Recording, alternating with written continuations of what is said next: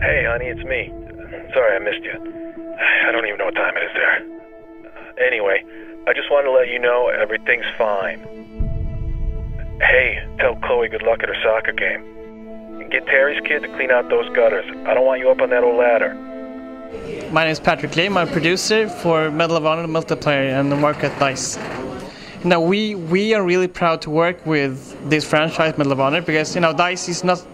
We're not just about Battlefield. We made a lot of other games, for example, Mirror's Edge and so on. So we're working now on another military shooter, and the single-player game is built by LA, and it's a different team, different engine, and so on. And it's not in intention to have exactly the same game, because what we're doing is we're leveraging the expertise within EA. So LA team, they're really good at the single player stuff, so they do that, and we know we're good at the multiplayer stuff, so we make the best that we can. So we put the best of two worlds on one disc, basically. So they're different games. They're two games, one multiplayer and one single player game, but they're both top tier, the best in class games, basically. Look, I know you've been watching the news, but most of the action is in the north, hundreds of miles away. Our gear is collecting dust. It's just mud and bugs down here. We're finding things to do and staying out of trouble. If it does find us, our guys are tough as nails, and we're ready to get in the fight.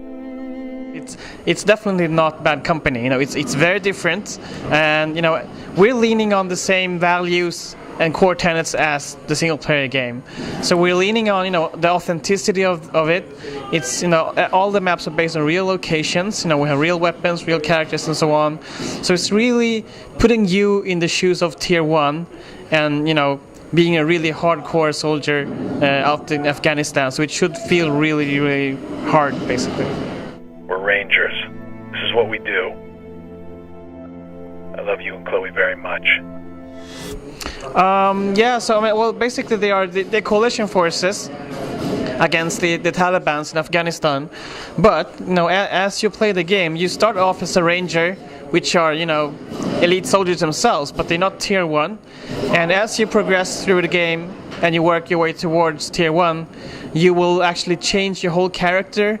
And while you do that, you also unlock a lot more weapons, new modifications, so you can customize your guns and so on. So we're really leaning also into the whole that tier 1 operatives can use whatever gear they want to.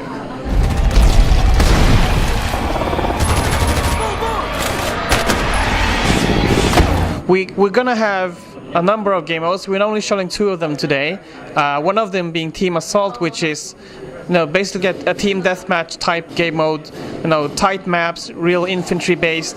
Really leaning on the skill of the player. So skill is very, very valuable, and we balance the game a lot. We're polishing it up, and we know that a lot of players just love team deathmatch, and that's what we're catering for. But we're also catering for the other aspects of players that want to play more team-based gameplay. So the other one, Combat Mission, is much more tactical. It's based on big maps, open landscapes. We have vehicles in there as well, and so we try to cater for all kinds of players, basically, with one very quick and dirty and one very big and tactical. We're not going into the areas of Bad Company, because we already done that. That's Bad Company. Again, we're leaning on the authenticity of the world. So if you look at what they push into Afghanistan, they don't have a lot of vehicles and stuff in the actual fights. So you don't see an army of Bradleys in the mountains.